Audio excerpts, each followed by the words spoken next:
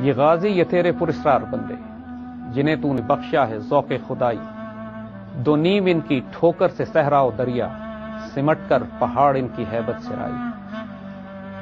آج ہم آپ کے پاس کچھ پراسرار غازیوں کے بارے میں بات کرنے کے لیے آئے ہیں۔ یہ وہ غیر معمولی ہستیاں جنہوں نے تاریخ کے رخ تبدیل کر دیے، جنہوں نے دریاؤں کے رخ موڑ دیے، پہاڑ جن کی ہیبت سے رائی ہوئے، دشت تو دشت دریا بھی نہ چھوڑے ہم نے، بحر ظلمات میں دوڑا دیے گھوڑے ہم نے۔ یہ وہ غیر معمولی ہستیاں ہیں، غیر معمولی وجود ہیں جو تاریخ اسلام میں ہیروز، تاریخ اسلام میں چمکتے دمکتے ستاروں کا درجہ رکھتی ہیں، مگر یہ غیر معمولی پراسرار لوگ ہیں۔ ان کی ظاہری اور باطنی قوتیں کیا تھیں کہ انہوں نے وہ کارنامے انجام دیے کہ آج عقلیں حیران ہوتی ہیں۔ اگر ہم فوجی نقطہ نظر سے دیکھیں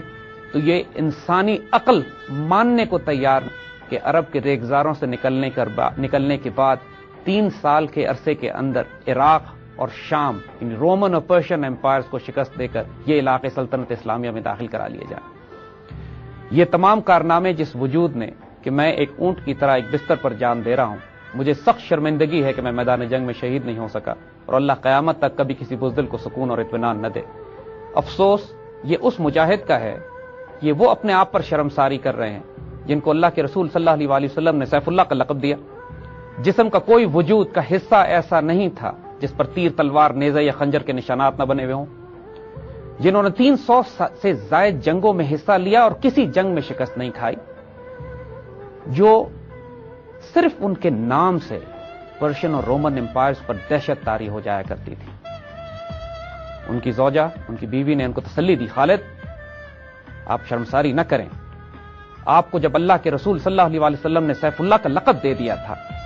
تو اس کا مطلب یہ ہے کہ اب یہ سیف اللہ، یہ اللہ کی تلوار میدان جنگ میں کسی کافر کے ہاتھوں نہیں کاٹی جا سکتی۔ آپ نے شہید نہیں ہونا تھا، آپ کے لیے یہی تقدیر رسول اللہ نے لکھ دی تھی جب آپ کو یہ خطاب دے دیا گیا تھا، آپ سے جو کام لینا تھا وہ لے لیا گیا۔ خالد ابن ولید رضی اللہ تعالیٰ عنہ صرف عالم اسلام کے نہیں، انسانیت کی تاریخ میں ان سے بڑا اسٹریٹجسٹ، ملٹری پلانر، جنرل، ٹیکٹیشین اور وارفیئر میں، جنگی حکمت عملی میں نئی تاریخ مرتب کرنے والا غازی پیدا نہیں ہوا۔ حضرت عمر رضی اللہ تعالیٰ عنہ جب سیدنا خالد کے انتقال کی خبر شام سے مدینہ پہنچتی ہے اور مدینہ میں کوہرام مچ جاتا ہے تو سیدنا عمر پہلے تو لوگوں کو منع کرنے کی کوشش کرتے ہیں کیونکہ آپ کو اونچی آواز میں ماتم پسند نہیں، لیکن جب معلوم ہوتا ہے کہ یہ سیدنا خالد ابن ولید یا ابو سلیمان کے مرنے کی خبر ہے تو پھر سیدنا عمر بھی خاموش ہو جاتے ہیں اور اہل مدینہ سے کہتے ہیں کہ آج جو آنکھ رونا چاہتی ہے رو لے، جو کچھ کہنا چاہتا ہے کہہ لے، کیونکہ یہ جو کہیں گے سچ کہیں گے۔ لوگوں کو بار بار ابو سلیمان، جو ان کی سیدنا خالد ابن ولید کی کنیت تھی، ابو سلیمان جیسے لوگوں پر رونے کا موقع نہیں ملے گا۔ اگر ظاہری تعارف دیکھیں تو سیدنا خالد ابن ولید قریش کے قبیلے سے تعلق رکھتے تھے، پیدائشی جنگجو، اور ان کے قبیلے کا کام ہی جنگ کرنا تھا۔ ان کے والد الولید نے ان کو تمام جنگی حکمت عملی، تیر اندازی، گھوڑ سواری، نیزہ بازی، تلوار زنی، دشمن پہ کس طرح ایمبوش کیا جاتا ہے، کمین کیسے لگائی جاتی ہے، اس کو تعقب کیسے کیا جاتا ہے، یہ تمام معاملات سکھائے۔ لیکن یہ معاملات تو عربوں میں عام رواج تھا، ہر عرب جنگجو یہ سارے علوم سیکھتا تھا۔ تو وہ کیا راز تھا کہ ایک قریش کا ایک جنگجو اس قدر بابرکت ہو گیا کہ رسول اللہ صلی اللہ علیہ وآلہ وسلم نے ان کو سیف اللہ کا لقب دیا اور انہوں نے رومن اور پرشین امپائرز کے پرخچے اڑا دیے 3 سال کے مختصر عرصے میں۔ جہاں سیدنا خالد ابن ولید رضی اللہ تعالیٰ عنہ کی جنگی حکمت عملی بلا شک و شبہ اس سے بہتر حکمت عملی ڈیولپ نہیں کی جا سکتی تھی میدان جنگ میں، اس کا ایک اور پہلو بھی تھا۔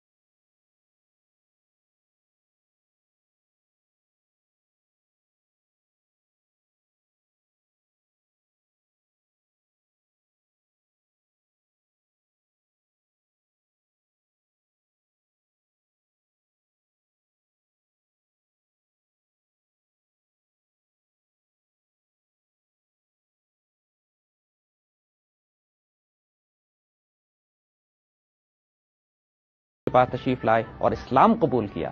تو حضور نے بہت خوشی سے اعلان فرمایا کہ لوگوں، مکہ نے اپنے جگر گوشے تمہارے دامن میں ڈال دیے ہیں۔ یعنی یہ وہ وقت تھا کہ اب ماشاءاللہ مسلمانوں کے پاس خالد ابن ولید رضی اللہ تعالی عنہ بن کر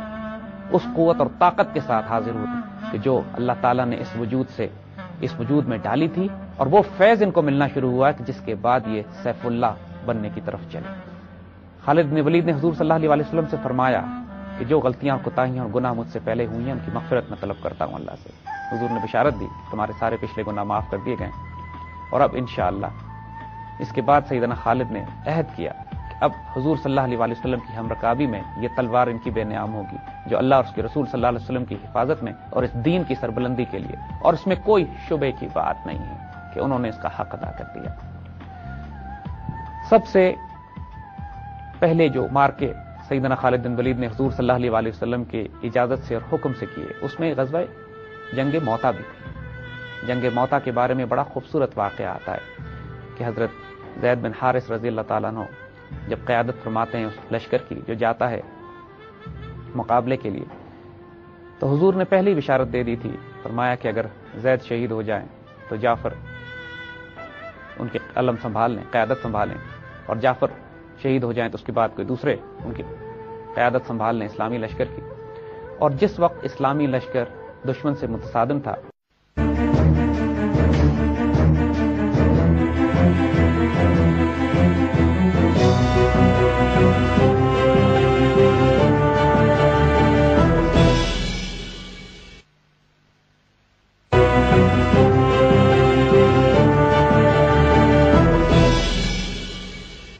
جنگ موتا کے بعد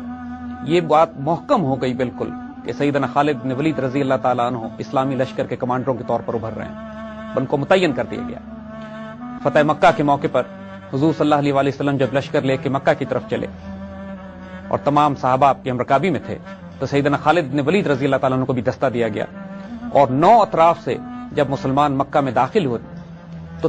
8 اطراف میں جس طرف سے باقی مسلمان فوجیں داخل ہوئی کوئی مزاحمت نہیں ہوئی، کوئی جھڑپ نہیں ہوئی، لیکن سیدنا خالد بن ولید رضی اللہ تعالیٰ عنہ کی طرف سے جو دستہ شامل آیا اس کی ایک جھڑپ ہوئی، کچھ کافر مارے گئے، اور پھر ماشاءاللہ جس فاتحانہ شان سے آپ حضور صلی اللہ علیہ وسلم کے سامنے سے گزرے ہیں، اپنی ذرہ میں، اپنے آرمر میں، اپنے بیٹل گیئر میں، اپنی تلوار پر ہاتھ رکھ کے، تو حضور نے صحابہ سے پوچھا یہ کون ہے؟ صحابہ نے بڑے پیار سے فرمایا کہ خالد بن ولید رضی اللہ تعالیٰ عنہ، اور پھر حضور نے ان کو بشارت دی سیف اللہ۔ ماشاءاللہ یہ اتنی محکم بشارت ہو چکی تھی کہ خالد ابن ولید رضی اللہ تعالیٰ عنہ کو بھی یقین ہو چکا تھا کہ انشاءاللہ یہ اللہ کی تلوار اب کسی میدان میں شکست نہیں کھائے گی، اور یہ اس غیر معمولی کانفیڈنس کا باعث تھی جس کے واقعات ہم آگے سنائیں گے آپ کو، جو عقل حیران کر دینے والا جرت، دلیری، شجاعت، جس کو ظاہراً جنون کی حد تک کہا جا سکتا ہے، لیکن اس کی وجہ صرف وہ بشارت تھی جو رسول اللہ کی طرف سے ملی تھی۔ دیکھیے سیدنا خالد بن ولید رضی اللہ تعالیٰ عنہ کے بارے میں ایک غیر معمولی بات نوٹ کرنے کی، آپ کے پوٹینشل کو، آپ کی جانبازی کو، آپ کی دلیری کو، آپ کی خود اعتمادی کو، اور آپ کی اس آزاد طبیعت کو حضور صلی اللہ علیہ وسلم بہت پسند فرماتے تھے اور اس کو پیٹرنائز کرتے تھے۔ یعنی ان غلطیوں پر جن پر کسی اور صحابی کو سخت سرزنش کی جاتی ہو، سیدنا خالد بن ولید رضی اللہ تعالیٰ عنہ سے درگزر کر لیا جاتا تھا۔ فتح مکہ کے موقع پر جب جھڑپ ہوئی، کیونکہ حضور نے منع فرمایا تھا کہ کوئی جھڑپ نہیں کرنی، اس کے باوجود بھی جب جھڑپ ہوئی اور سیدنا خالد سے سوال کیا گیا تو انہوں نے فرمایا کہ یا رسول اللہ صلی اللہ علیہ وسلم، انہوں نے ہم پر پہلے حملہ کیا تھا، ہمیں مجبور کیا، تو حضور نے بات کو بہت پیار سے ٹال دیا، اچھا جو ہوا سو ہوا۔ سیدنا خالد سے کوئی سرزنش نہیں کی گئی۔ اسی طرح ایک موقع اور بھی آیا بعد میں کہ جب سیدنا خالد کی تلوار سے کچھ ایسے لوگ قتل ہو گئے جن کے بارے میں شک تھا کہ شاید وہ مسلمان ہیں یا نہیں ہیں، جب اس کی اطلاع رسول اللہ صلی اللہ علیہ وسلم کو پہنچی تو آپ کو بہت دکھ ہوا، لیکن سیدنا خالد کو آپ نے کچھ نہیں فرمایا، اور جو لوگ قتل ہوئے تھے ان کو دیت عطا کر دی گئی، ان کو اس کے پیسے بھجوا دیے گئے۔ سیدنا خالد کو بہت کیئرفلی ہینڈل کرنا پڑتا تھا اس سارے معاملات کو۔ ظاہر ہے وہ شخص جو اتنا آزاد ہو، دلیر ہو، شجاع ہو، اور اپنی ایک رائے رکھتا ہو، اور پھر اس کو یہ اعتماد ہو کہ اللہ کے رسول اس سے اتنی محبت اور اعتبار کرتے ہیں، تو وہ کسی اور کے قابو میں آنے والے بھی نہیں تھے۔ سیدنا ابوبکر صدیق رضی اللہ تعالیٰ عنہ کو بعد میں بہت احتیاط سے ان کو ہینڈل کرنا پڑا۔ سیدنا عمر چونکہ ان کے دوست تھے، تقریباً ہم عمر تھے، تو آپس میں ان کے ساتھ ان کی بحث مباحثے چلتے تھے، لیکن یہ دوستوں کے تعلقات تھے آپس میں، اس کے باوجود آپس میں ادب، رسپیکٹ، محبت اور پیار ان کا بے انتہا۔ فتح مکہ کے بعد حضور صلی اللہ علیہ وآلہ وسلم کے ہر غزوے میں سیدنا خالد آپ کے ہمراہ تھے۔ غزوہ حنین کے موقع پر، جس کا ذکر قرآن میں بھی آتا ہے کہ جب مسلمان ایک کثیر تعداد کے ساتھ آگے بڑھتے ہیں اور پہاڑوں کے پیچھے سے دشمن مسلمانوں پر تیروں کی بارش کرتا ہے اور شدید نقصان مسلمانوں کو اٹھانا پڑتا ہے، اور ایک موقع تو ایسا آتا ہے کہ حضور صلی اللہ علیہ وآلہ وسلم چند صحابہ کے ساتھ بالکل تنہا رہ جاتے ہیں اور پھر مسلمانوں کو پکار کر بلاتے ہیں اپنی طرف، اور مسلمان ری گروپ کرتے ہیں، دوبارہ ری آرگنائز کرتے ہیں اور کاؤنٹر اٹیک کرتے ہیں، اور اللہ پھر مسلمانوں کو فتح دیتا ہے۔ اس جنگ میں خالد ابن ولید بہت بے جگری سے لڑے اور بہت زخمی ہوئے۔ حضور صلی اللہ علیہ وآلہ وسلم بہت عرصے تک آپ کی عیادت فرماتے رہے، آپ کے لیے دعائیں خیر کرتے رہے، اور خالد ابن ولید، حضور صلی اللہ علیہ وآلہ وسلم کی خاص شفقت سیدنا خالد پر رہی۔ اس کے بعد غزوہ تبوک میں بھی سیدنا خالد ابن ولید حضور کے ساتھ تبوک کی مہم پر گئے۔ اگین اس مہم کا ذکر بھی قرآن پاک میں آتا ہے، اور تبوک سے حضور نے ایک چھوٹی سی ڈٹیچمنٹ، ایک چھوٹا سا دستہ جو 2 ملت الجندل کی طرف بھی روانہ کیا شام میں، اور سیدنا خالد کو اس طرف بھیجا گیا، اور اس وقت انہوں نے وہاں جا کے معاہدے کیے، اور سارے معاملے میں اس ساری کیمپین کی قیادت سیدنا خالد کے پاس تھی جو 2 ملت الجندل اور شام کی طرف کیا تھا۔ حضور صلی اللہ علیہ وآلہ وسلم کے پردہ فرمانے کے بعد جو سب سے پہلی بڑی اور خونریز جنگیں سیدنا خالد کو لڑنی پڑی، وہ سیدنا ابو بکر صدیق نے آپ کو سلیکٹ کیا اللہ کی تلوار کو فتنہ ارتداد کو دبانے کے لیے۔ بہت سے قبائل ایسے تھے جو مرتد ہو گئے، بہت سے قبائل تھے جنہوں نے زکوٰۃ دینے سے انکار کیا، اور ان تمام کی سرکوبی کے لیے جس کمانڈر ان چیف، جس شہ سوار کا انتخاب کیا گیا، وہ سیدنا خالد ابن ولید تھے۔ اور خالد ابن ولید رضی اللہ تعالی عنہ نے انتہائی دلیری اور شجاعت کے ساتھ ان مہموں کو سر کیا، اور فتنہ ارتداد کو ختم کرنے والی تلوار سیدنا خالد کی۔ ان تمام کامیابیوں سے سیدنا خالد بن ولید کو اتنا اعتماد ہو گیا تھا اللہ کے اس کرم اور فضل پر جو ان کے اوپر سیف اللہ کے ہونے کی وجہ سے کیا جا رہا تھا، اور وہ مہر ثبت کر دی گئی تھی کہ یہ تلوار اب میدان جنگ میں کبھی نہیں ٹوٹے گی، کہ اس سے اندازہ کیجئے کہ جب ایران کے بادشاہ کو انہوں نے خط لکھا، اور بڑے کانفیڈنس سے اس کو کہتے ہیں، جب ایرانین کیمپین پہ، پرشین کیمپین پہ گئے، اس کو خط لکھ کے کہتے ہیں کہ یا تو اسلام قبول کر لو، یا تم ہمارے سرنگی ہو جاؤ، جزیہ دو، یا پھر فرماتے ہیں کہ تم کو پتہ نہیں ہے کہ کیا چیز تمہارے پاس آنے والی ہے اور کیا چیز تم سے ٹکرائے گی آ کے، اور جو لوگ میں لے کر آ رہا ہوں تمہاری طرف وہ موت کو اس سے زیادہ عزیز رکھتے ہیں جتنے عزیز تم زندگی کو رکھتے ہو۔ اسی طرح جب ایک رومن بادشاہ کو، رومن سپاہ سالار کو آپ نے خط لکھا، جو کہ بہت قلعوں میں بند کر لیا تھا اس نے اپنے آپ کو، تو بہت کانفیڈنس اور اعتماد سے اس کو لکھتے ہیں کہ اگر تم بادلوں میں بھی چھپ جاؤ جا کے تو اللہ یا تو ہمیں بادلوں میں پہنچا دے گا یا تمہیں اتار کر نیچے ہمارے لیول پر لے آئے گا، پھر ہم تمہارے میدان جنگ میں تمہارا صفایا کریں۔ ان کا غیر معمولی اعتماد، ہم اس کی چند مثالیں صرف آپ کو دیں گے۔ میدان جنگ میں سیدنا خالد بن ولید کو ان کے نعرے سے پہچانا جاتا تھا۔ ان کا جو جنگی نعرہ تھا وہ یہ تھا کہ میں ایک غیرت مند جنگجو ہوں، میں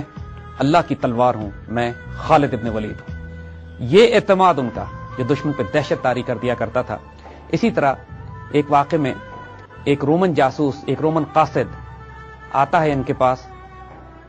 اور سیدنا خالد ابن ولید رضی اللہ تعالیٰ عنہ سے کوشش کرتا ہے ان کو جھوٹ بول کے، دھوکہ دے کے ایک پھندے میں پھنسانے کی، ایک پلان پیش کرتا ہے جو کہ جھوٹا ہوتا ہے۔ خالد بن ولید صرف اس کی آنکھوں میں آنکھیں ڈال کر دیکھتے ہیں اور پوچھتے ہیں کیا تم سچ کہہ رہے ہو، اور اس شخص کی روح فنا ہو جاتی ہے۔ جب مرتدین کی سرکوبی ہو گئی تو حضرت ابو بکر صدیق رضی اللہ تعالیٰ عنہ کی نگاہ ایران کی طرف پڑی، عراق کی طرف پڑی، اور آپ نے اس مہم کے لیے سیدنا خالد ابن ولید رضی اللہ تعالیٰ عنہ کو سلیکٹ کیا۔ مسلمانوں کو یہ بشارت پہلے مل چکی تھی کہ مسلمان پرشین اور رومن امپائرز کو کیپچر کریں گے۔ آپ کو سراقہ والی حدیث یاد ہوگی کہ جب حضور صلی اللہ علیہ وسلم ہجرت فرما رہے تھے، اور ہجرت فرماتے سیدنا ابو بکر صدیق کے ساتھ جو پیچھے سے ان کو گرفتار کرنے کے لیے سراقہ اپنے گھوڑے پر آئے تھے، تو سراقہ کو حضور نے بشارت دی تھی کہ سراقہ تمہارا کیا حال ہوگا جب کسرا کے کنگن تمہارے ہاتھوں میں ہوں گے، جب ایرانی بادشاہ کے کنگن تو پہنے ہوگے، اور سیدنا ابو بکر صدیق شاہد تھے اس بشارت کے۔ تو جب آپ کو خلافت دی گئی، جب سیدنا ابو بکر صدیق کی خلافت ہوئی، تو سب سے پہلی مہم جو جزیرت العرب سے باہر آپ نے لانچ کی وہ کسرا کے خلاف تھی، کسرا کے کنگنوں کے خلاف تھی، کہ جو آنے تھے اور سراقہ کے ہاتھ میں پہننے تھے، اور اس کے لیے جس تلوار کو منتخب کیا گیا وہ سیدنا خالد بن ولید تھے۔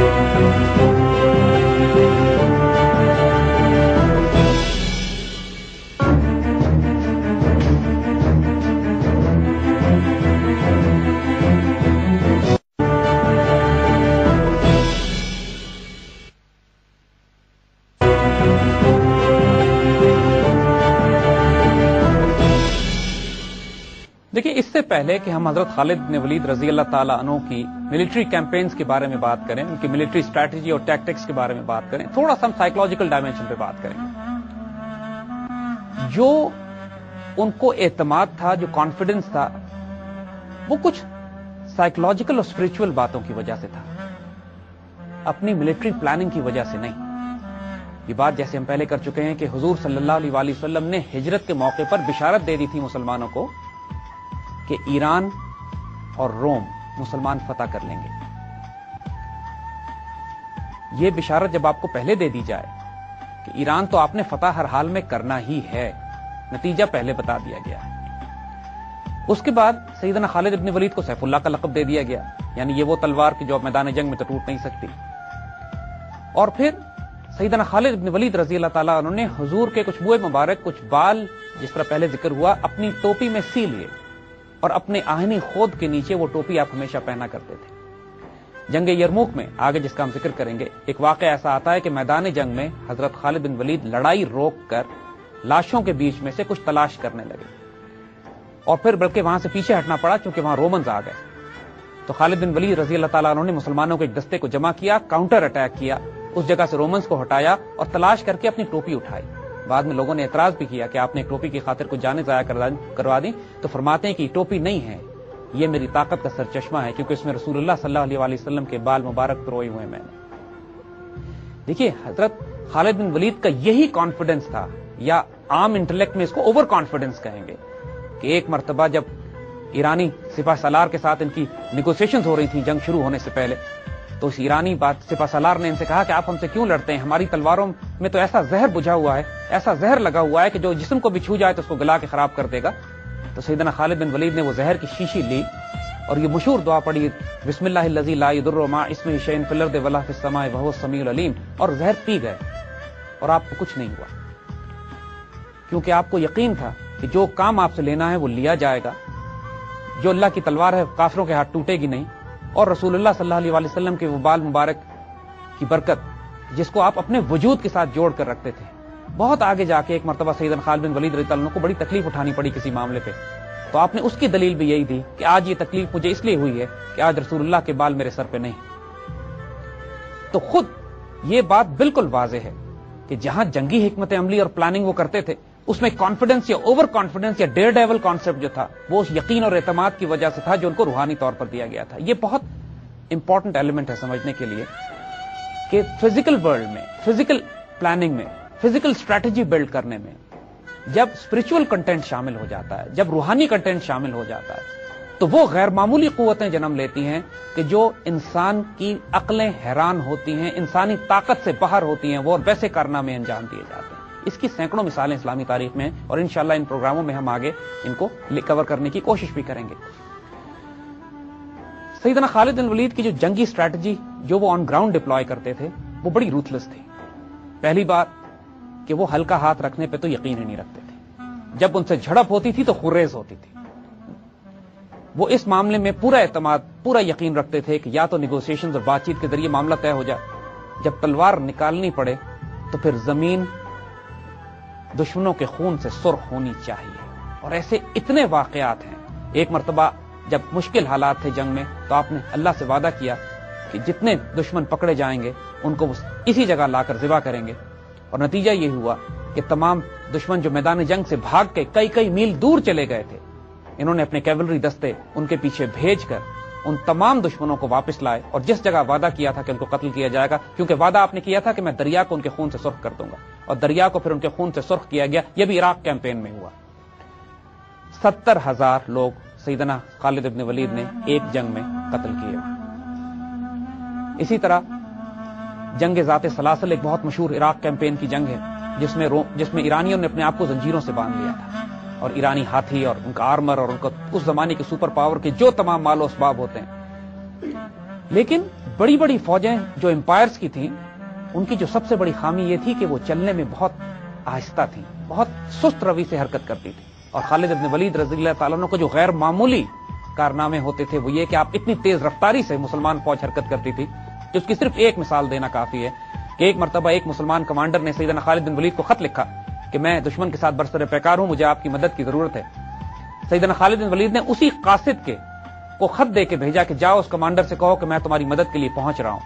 اور جب وہ قاصد بجلی کی رفتار سے پہنچا ہے واپس اس کمانڈر کے پاس اور اس کمانڈر نے خط کھول کے پڑھا ہے اور سر اٹھایا ہے تو افق پر خالد بن ولید کی فوج نظر آ رہی تھی. یعنی اس قاصد کے لٹرلی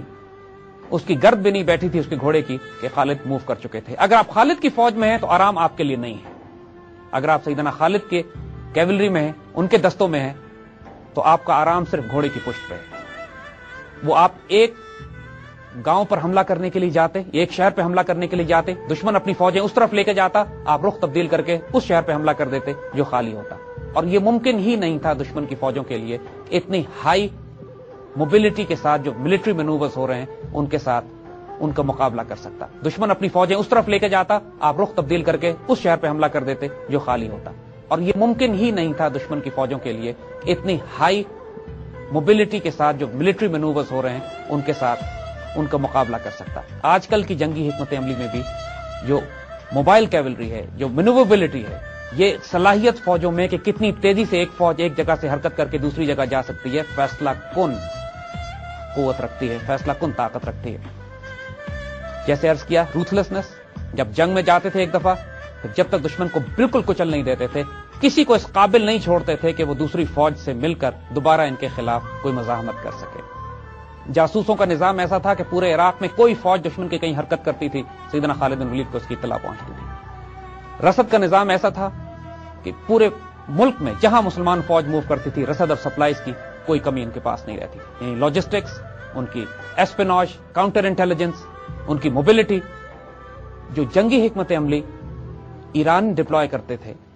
ہمیشہ اس قسم کی جنگی حکمت عملی سیدنا خالد کی طرف سے ڈپلوائے کی جاتی تھی جس سے ایرانی ناواقف تھے, نامانوس تھے. یعنی ایرانی عادی تھے اس بات کے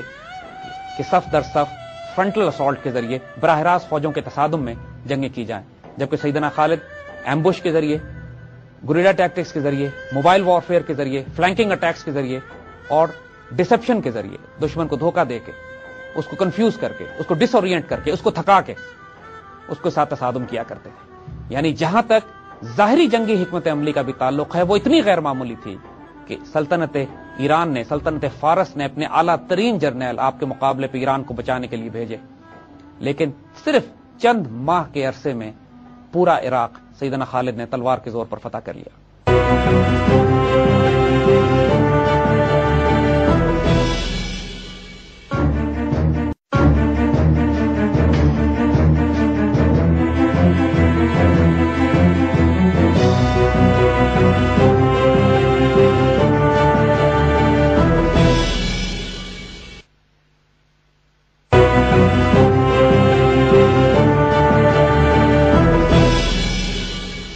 دیکھیے, اس سے پہلے کہ ہم حضرت خالد بن ولید رضی اللہ تعالیٰ عنہ کی ملٹری کیمپینز کے بارے میں بات کریں, ان کی ملٹری اسٹریٹجی اور ٹیکٹکس کے بارے میں بات کریں, تھوڑا سا ہم سائیکولوجیکل ڈائمینشن پہ بات کریں گے. جو ان کو اعتماد تھا, جو کانفیڈنس تھا, وہ کچھ سائیکولوجیکل اور اسپرچل باتوں کی وجہ سے تھا, اپنی ملٹری پلاننگ کی وجہ سے نہیں. یہ بات جیسے ہم پہلے کر چکے ہیں کہ حضور صلی اللہ علیہ وآلہ وسلم نے ہجرت کے موقع پر بشارت دے دی تھی مسلمانوں کو کہ ایران اور روم مسلمان فتح کر لیں گے. یہ بشارت جب آپ کو پہلے دے دی جائے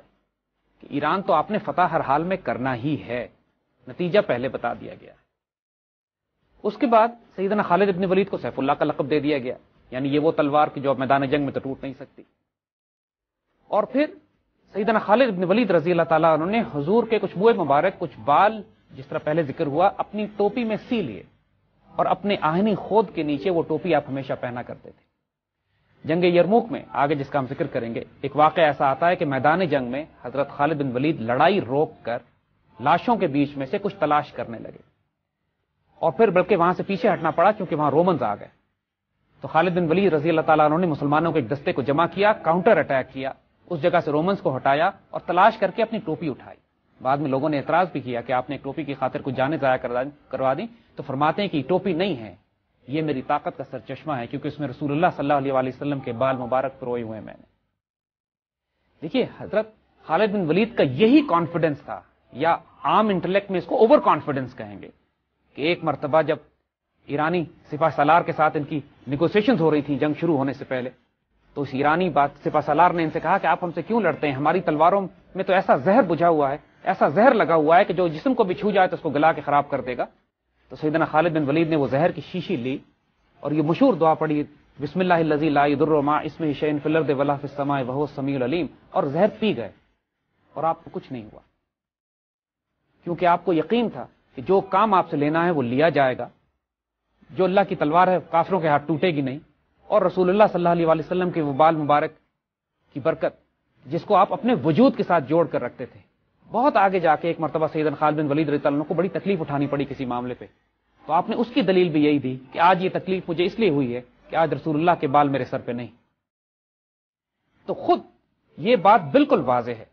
کہ جہاں جنگی حکمت عملی اور پلاننگ وہ کرتے تھے اس میں کانفیڈنس یا اوور کانفیڈنس یا ڈیئر ڈیول کانسیپٹ جو تھا وہ اس یقین اور اعتماد کی وجہ سے تھا جو ان کو روحانی طور پر دیا گیا تھا۔ یہ بہت امپورٹنٹ ایلیمنٹ ہے سمجھنے کے لیے کہ فزیکل ورلڈ میں، فزیکل پلاننگ میں، فزیکل اسٹریٹجی بلڈ کرنے میں جب اسپرچل کنٹینٹ شامل ہو جاتا ہے، جب روحانی کنٹینٹ شامل جنم لیتی ہیں کہ جو انسان کی عقلیں حیران ہوتی ہیں، انسانی طاقت سے باہر ہوتی ہیں، وہ اور ویسے کارنامے انجام دیے جاتے ہیں۔ اس کی سینکڑوں مثالیں اسلامی تاریخ میں ہیں اور انشاءاللہ ان پروگراموں میں ہم آگے ان کو کور کرنے کی کوشش بھی کریں گے۔ سیدنا خالد بن ولید کی جو جنگی اسٹریٹجی جو وہ آن گراؤنڈ ڈپلوائے کرتے تھے وہ بڑی روتھلیس تھی۔ پہلی بات کہ وہ ہلکا ہاتھ رکھنے پہ تو یقین ہی نہیں رکھتے تھے، جب ان سے جھڑپ ہوتی تھی تو خریز ہوتی تھی۔ وہ اس معاملے میں پورا اعتماد، پورا یقین رکھتے تھے کہ یا تو نیگوسیشنز اور بات چیت کے ذریعے معاملہ طے ہو جائے، جب تلوار نکالنی پڑے تو پھر زمین دشمنوں کے خون سے سرخ ہونی چاہیے۔ اور ایسے اتنے واقعات ہیں۔ ایک مرتبہ جب مشکل حالات تھے جنگ میں تو آپ نے اللہ سے وعدہ کیا کہ جتنے دشمن پکڑے جائیں گے ان کو اسی جگہ لا کر ذبح کریں گے، اور نتیجہ یہ ہوا کہ تمام دشمن جو میدان جنگ سے بھاگ کے کئی میل دور چلے گئے تھے، انہوں نے اپنے کیولری دستے ان کے پیچھے بھیج کر ان تمام دشمنوں کو واپس لائے، اور جس جگہ وعدہ کیا تھا کہ ان کو قتل کیا جائے گا، کیونکہ وعدہ آپ نے کیا تھا کہ میں دریا کو ان کے خون سے سرخ کر دوں گا، اور دریا کو پھر ان کے خون سے سرخ کیا گیا۔ یہ بھی عراق کیمپین میں ہوا۔ 70,000 لوگ سیدنا خالد بن ولید نے ایک جنگ میں قتل کیے۔ اسی طرح جنگ ذات سلاسل ایک بہت مشہور عراق کیمپین کی جنگ ہے جس میں ایرانیوں نے اپنے آپ کو زنجیروں سے باندھ لیا تھا، اور ایرانی ہاتھی اور ان کا آرمر اور ان کا اس زمانے کے سپر پاور کے جو تمام مال و اسباب ہوتے ہیں، لیکن بڑی بڑی فوجیں جو امپائرز کی تھیں ان کی جو سب سے بڑی خامی یہ تھی کہ وہ چلنے میں بہت آہستہ تھی، بہت سست روی سے حرکت کرتی تھی۔ اور خالد بن ولید رضی اللہ تعالیٰ عنہ کو جو غیر معمولی کارنامے ہوتے تھے وہ یہ کہ آپ اتنی تیز رفتاری سے مسلمان فوج حرکت کرتی تھی کہ اس کی صرف ایک مثال دینا کافی ہے کہ ایک مرتبہ ایک مسلمان کمانڈر نے سیدنا خالد بن ولید کو خط لکھا کہ میں دشمن کے ساتھ برسر پیکار ہوں، مجھے آپ کی مدد کی ضرورت ہے۔ سیدنا خالد بن ولید نے اسی قاصد کو خط دے کے بھیجا کہ جاؤ اس کمانڈر سے کہو کہ میں تمہاری مدد کے لیے پہنچ رہا ہوں۔ اور جب وہ قاصد بجلی کی رفتار سے پہنچا ہے واپس اس کمانڈر کے پاس، اور کمانڈر نے خط کھول کے پڑھا ہے اور سر اٹھایا ہے، تو افق پر خالد بن ولید کی فوج نظر آ رہی تھی۔ یعنی اس قاصد کے لٹرلی اس کی گرد بھی نہیں بیٹھی تھی اس کے گھوڑے کی کہ خالد موو کر چکے تھے۔ اگر آپ خالد کی فوج میں ہیں تو آرام آپ کے لیے نہیں ہے، اگر آپ سیدنا خالد کے کیولری میں ہیں، ان کے دستوں میں ہیں، تو آپ کا آرام صرف گھوڑے کی پشت پہ ہے۔ وہ آپ ایک گاؤں پر حملہ کرنے کے لیے جاتے، ایک شہر پہ حملہ کرنے کے لیے جاتے، دشمن اپنی فوجیں اس طرف لے کے جاتا، آپ رخ تبدیل کر کے اس شہر پہ حملہ کر دیتے جو خالی ہوتا۔ اور یہ ممکن ہی نہیں تھا دشمن کی فوجوں کے لیے اتنی ہائی موبلٹی کے ساتھ جو ملٹری مینوورز ہو رہے ہیں ان کے ساتھ ان کا مقابلہ کر سکتا۔ دشمن اپنی فوجیں اس طرف لے کے جاتا، آپ رخ تبدیل کر کے اس شہر پہ حملہ کر دیتے جو خالی ہوتا۔ اور یہ ممکن ہی نہیں تھا دشمن کی فوجوں کے لیے اتنی ہائی موبلٹی کے ساتھ جو ملٹری مینوورز ہو رہے ہیں ان کے ساتھ ان کا مقابلہ کر سکتا۔ آج کل کی جنگی حکمت عملی میں بھی جو موبائل کیولری ہے، جو مینووربلٹی ہے، یہ صلاحیت فوجوں میں کہ کتنی تیزی سے ایک فوج ایک جگہ سے حرکت کر کے دوسری جگہ جا سکتی ہے، فیصلہ کن قوت رکھتی ہے، فیصلہ کن طاقت رکھتی ہے۔ جیسے عرض کیا، روتھلیسنس، جب جنگ میں جاتے تھے ایک دفعہ تو جب تک دشمن کو بالکل کچل نہیں دیتے تھے، کسی کو اس قابل نہیں چھوڑتے تھے کہ وہ دوسری فوج سے مل کر دوبارہ ان کے خلاف کوئی مزاحمت کر سکے۔ جاسوسوں کا نظام ایسا تھا کہ پورے عراق میں کوئی فوج دشمن کے کہیں حرکت کرتی تھی سیدنا خالد بن ولید کو اس کی اطلاع پہنچتی تھی۔ رسد کا نظام ایسا تھا کہ پورے ملک میں جہاں مسلمان فوج موو کرتی تھی رسد اور سپلائز کی کوئی کمی ان کے پاس نہیں رہتی. یعنی لاجسٹکس، ان کی ایسپیناج، کاؤنٹر انٹیلیجنس، ان کی موبلٹی، جو جنگی حکمت عملی ایران ڈپلوائے کرتے تھے، ہمیشہ اس قسم کی جنگی حکمت عملی سیدنا خالد کی طرف سے ڈپلوائے کی جاتی تھی جس سے ایرانی ناواقف تھے، نامانوس تھے. یعنی ایرانی عادی تھے اس بات کے کہ صف در صف فرنٹل اسالٹ کے ذریعے براہ راست فوجوں کے تصادم میں جنگیں کی جائیں، جبکہ سیدنا خالد ایمبوش کے ذریعے، گریلا ٹیکٹکس کے ذریعے، موبائل وارفیئر کے ذریعے، فلینکنگ اٹیکس کے ذریعے اور ڈسپشن کے ذریعے دشمن کو دھوکہ دے کے، اس کو کنفیوز کر کے، اس کو ڈس اورینٹ کر کے، اس کو تھکا کے اس کے ساتھ تصادم کیا کرتے تھے. یعنی جہاں تک ظاہری جنگی حکمت عملی کا بھی تعلق ہے وہ اتنی غیر معمولی تھی کہ سلطنت ایران نے، سلطنت فارس نے اپنے اعلیٰ ترین جرنیل آپ کے مقابلے پہ ایران کو بچانے کے لیے بھیجے، لیکن صرف چند ماہ کے عرصے میں پورا عراق سیدنا خالد نے تلوار کے زور پر فتح کر لیا.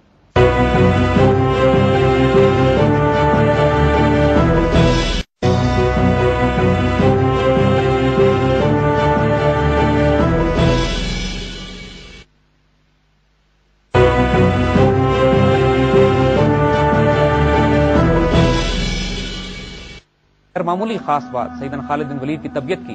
کہ آپ جان بوجھ کر خطرے مول لیتے تھے. یعنی دشمن سوچ نہیں سکتا تھا کہ کوئی شخص اس قسم کے خطرات لے سکتا ہے، اور اس کی توقع کے برخلاف غیر معمولی خطرات مول لے کر آپ ایسے ایسے کارنامے انجام دیتے تھے کہ جو ایلیمنٹ آف سرپرائز، یعنی دشمن کو حیران کر دینے والا ہوتا تھا، جو توقع نہیں کرتا تھا. اور یہ ایک بہت بڑا ایلیمنٹ تھا. ان کی بے جگری، ان کی دلیری، ان کی بے خوفی مثال بن گئی تھی. یعنی لوگ خالد بن ولید رضی اللہ تعالی عنہ کی مثالیں دیا کرتے تھے کہ اگر دیوانگی کے حد تک دلیری دیکھنی ہے تو سیف اللہ کو دیکھو. اس کی ہم چند مثالیں آگے دیں گے آپ کو.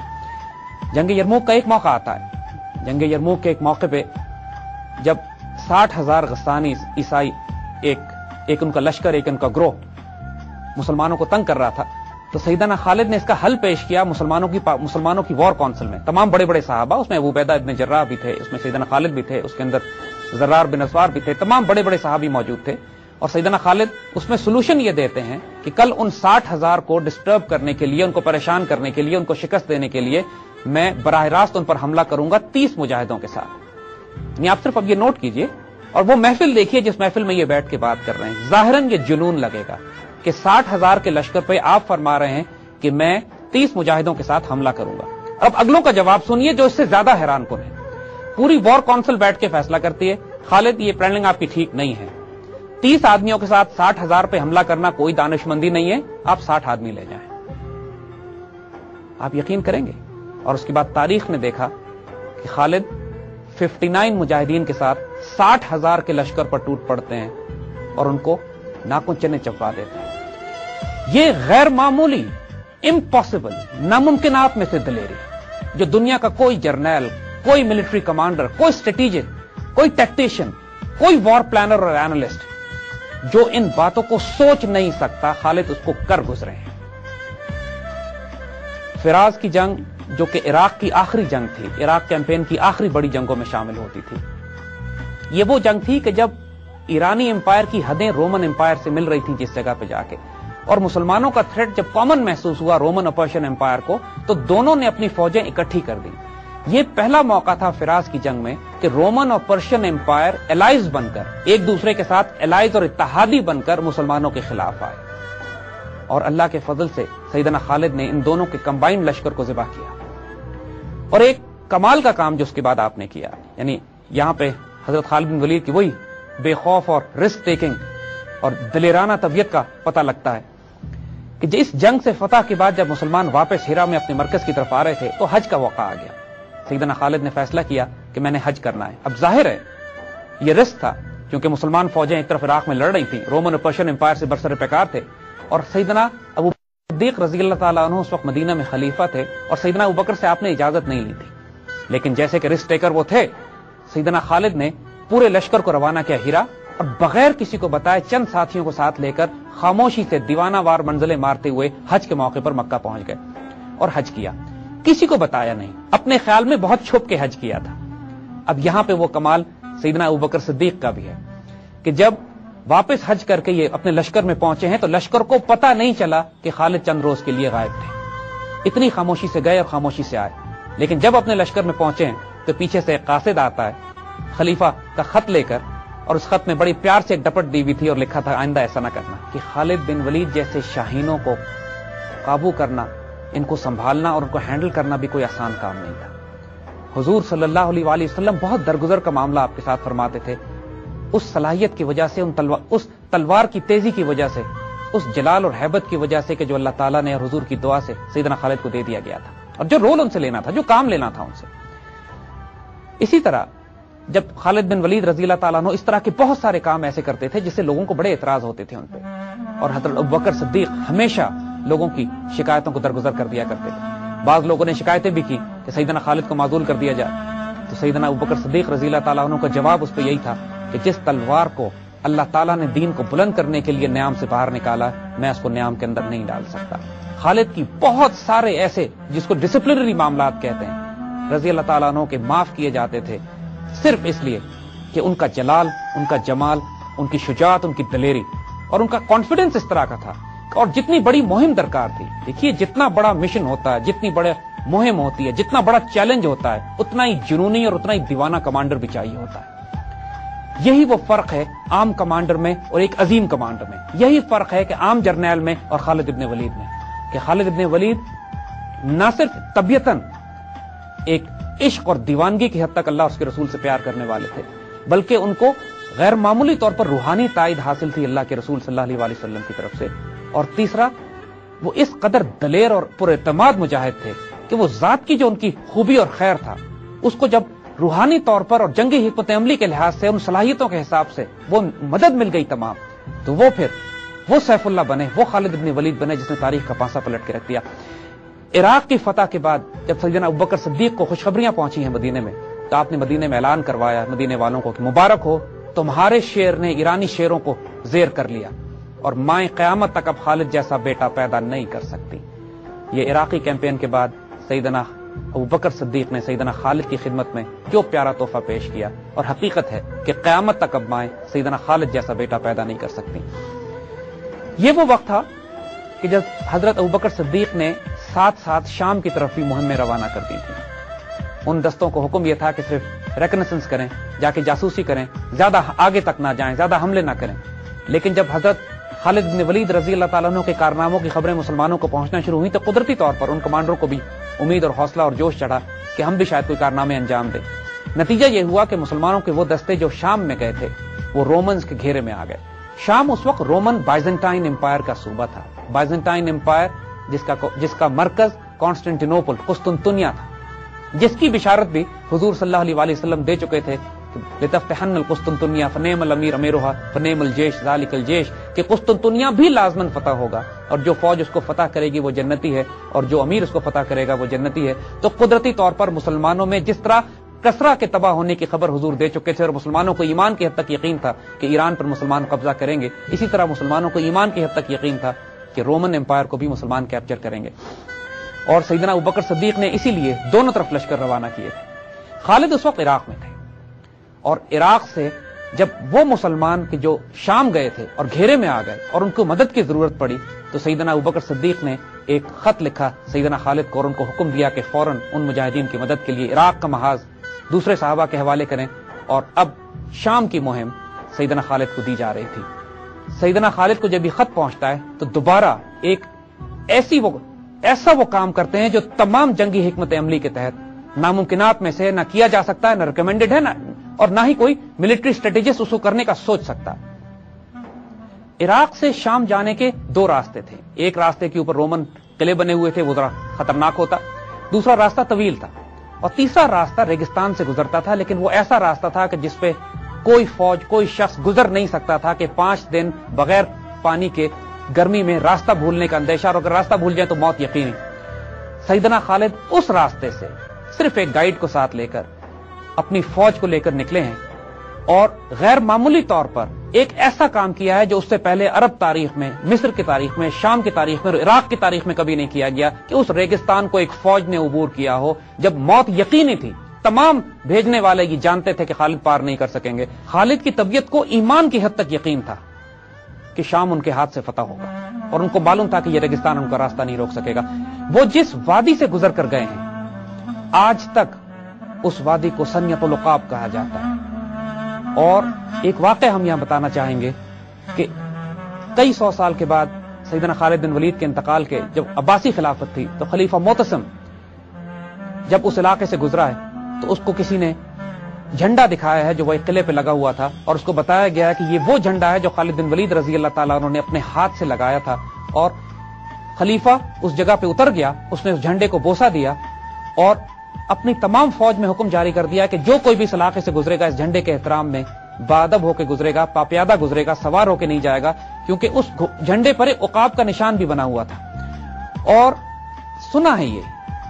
کہ یہ 18ویں صدی تک وہ جھنڈا سنیت العقاب میں لہراتا رہا ہے۔ اس کے بعد جب مسلمانوں کا زوال آیا، مسلمان بکھر گئے، تو وہ جھنڈا بھی اپنی جگہ سے ہٹ گیا۔ سنیت العقاب خالد بن ولید رضی اللہ تعالیٰ عنہ کا وہ شاندار کارنامہ تھا کہ جو تاریخ اسلامی میں، جنگی تاریخ میں اس کی مثال نہیں ملتی کہ جس طرح آپ عراق کی مہم سے شام کی طرف گئے۔ شام میں جو آپ نے کارنامے انجام دیے، انشاءاللہ وہ بعد میں بات کریں گے۔